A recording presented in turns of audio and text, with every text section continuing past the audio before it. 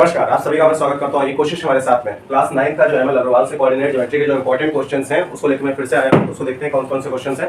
यहाँ पर पहला क्वेश्चन आता है, using distance formula show that 3,3 is the centre of the circle passing through the points 6,2, 0,4 and 4,6। हमको ये बताना है कि ये जो 3,3 दे रखा है उसका सेंटर होना चाहिए सर्कल का, और ये जो पॉइंट्स दे रखे हैं यहाँ पर डिस्टेंस का फॉर्मूला लगा के हमें ये चेक करना है। तो इसके लिए कॉन्सेप्ट सबसे पहले समझ लीजिए। सपोज मैंने एक सर्कल बनाया और सर्कल में मैंने कहा ये सेंटर है जिसका कोऑर्डिनेट दे रखा है 3,3। अब यहाँ से यहाँ तक की डिस्टेंस, यहाँ से यहाँ तक की डिस्टेंस, यहाँ से यहाँ तक की डिस्टेंस, यहाँ से जहाँ जितने भी डिस्टेंस में निकालूंगा ये सब आपस में क्या होने वाले होंगे, सेम। क्यों? क्योंकि ये सब क्या होती है, रेडियस, और एक सर्कल के अंदर जो रेडियस होती है वो सब आपस में इक्वल होती हैं। तो कहने का मतलब ये है कि इस सेंटर को लेकर अगर मैं सी यहाँ पे जो उसके कोऑर्डिनेट है 3,3 को लेकर अगर मैं इसके साथ ए इसको ले लेता हूँ 6,2 और यहाँ पर मैं इसको बी ले लेता हूँ 0,4 और यहाँ पे डी ले लेता हूँ 4,6, तो इन सब के साथ डिस्टेंस निकालते हैं और चेक करते हैं क्या ये सब आपस में इक्वल आते हैं। तो इसके लिए सबसे पहले मैं क्या निकालूंगा, एसी।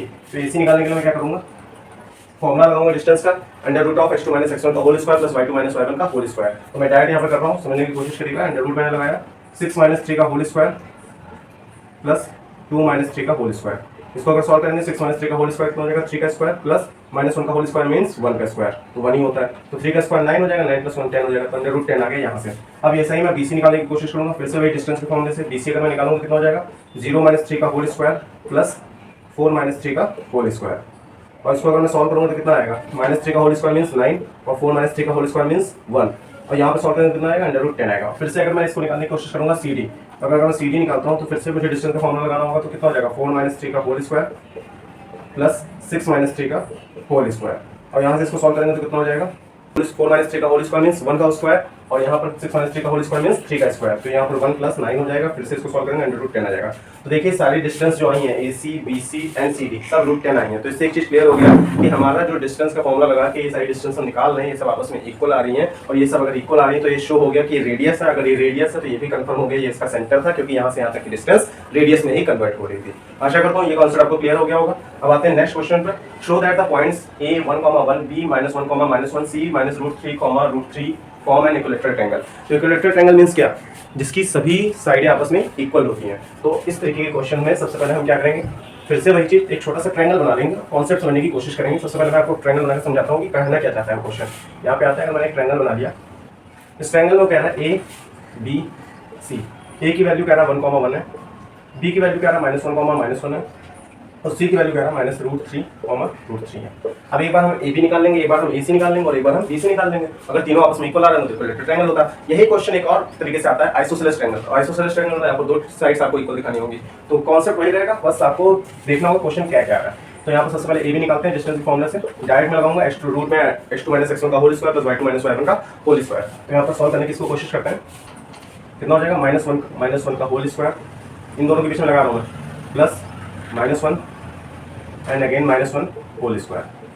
इसको सॉल्व करेंगे कितना हो जाएगा, -1 - 1 -2 का होल स्क्वायर मीन्स 4, प्लस -1 - 1 -2 का होल स्क्वायर मीन्स 4, और इसको सॉल्व करेंगे कितना आ जाएगा, √8। ठीक है, आशा करता हूँ ये कॉन्सेप्ट आपको यहाँ तक क्लियर हो गया होगा। फिर से आप किसके बीच में निकालेंगे, AC के बीच में।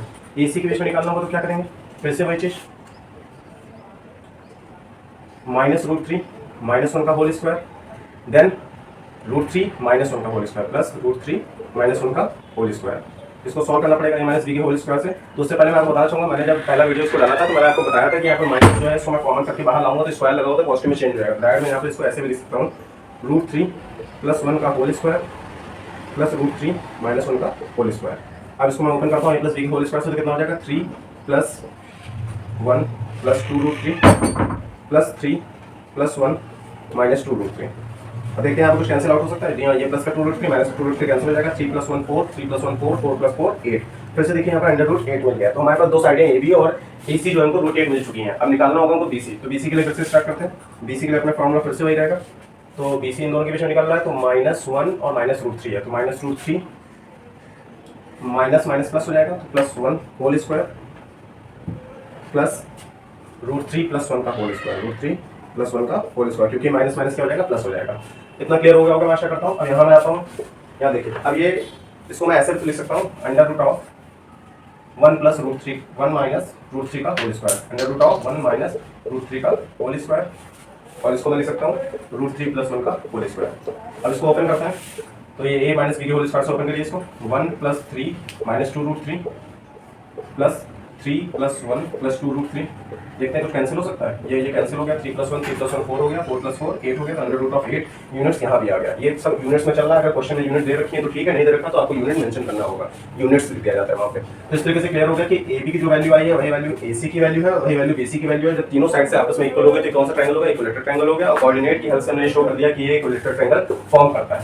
ये सेकंड टाइप का इंपॉर्टेंट क्वेश्चन था। अब आते हैं थर्ड टाइप का क्वेश्चन था। उसमें क्या कह रहा है, क्वेश्चन है the points 0,3 B -2, A C -1, 4 are the vertices of a right angle triangle. It means ये हमसे चाह रहा है कि हम राइट एंगल ट्रायंगल का जो कॉन्सेप्ट है पाइथागोरस थ्योरम उसको यहाँ पे अप्लाई करें। तो सबसे पहले मैं एक राइट एंगल ट्रायंगल आपको बना के दिखा दूं। यहाँ पे ये मैंने बना दिया राइट एंगल ट्रायंगल। अब वो कितने पे कह रहा है राइट एंगल ट्रायंगल, ए पे कह रहा है। तो ए पर 90 डिग्री बन रहा है, ये क्लियर हो गया। अब आगे अगर ये ए है तो इसको मैं बी कह देता हूँ, इसको सी कह देता हूँ। आगे वो क्या कह रहा है, ए के कोऑर्डिनेट्स है 0,3 तो मैं 0,3 यहाँ मेंशन कर देता हूँ। बी के कोऑर्डिनेट्स है -2, A और सी के कोऑर्डिनेट्स है -1, 4। इसको मैंने मेंशन कर दिया। यहाँ तक आपको कॉन्सेप्ट क्लियर हो गया होगा क्योंकि फॉर्मूले में वो फिगर में ही मैंने केवल वैल्यूज को इंप्लीमेंट किया है। अब नेक्स्ट आगे हम देखते हैं करना क्या होगा इसमें। हमें पाइथागोरस थ्योरम लगानी है। पाइथागोरस थ्योरम क्या कहती है, पाइथागोरस थ्योरम कहती है कि BC का स्क्वायर जो होना चाहिए वो होना चाहिए AB का स्क्वायर प्लस AC का square according to Pythagoras theorem. Why we are using here Pythagoras theorem, because ये कह रहा है राइट एंगल ट्रायंगल है। राइट एंगल ट्रायंगल में पाइथागोरस थ्योरम लगती है, आप सभी को पता ही चाहिए। तो यहाँ पर जब इसके हिसाब से हमको देखना होगा, सबसे पहले क्या हम BC निकाल सकते हैं। तो मैं यहाँ पर BC निकालने की कोशिश करता हूँ। तो √BC अगर मैं निकालूँ तो कितना निकलेगा, देखिए ये BC है तो अपने पास हो गया -1।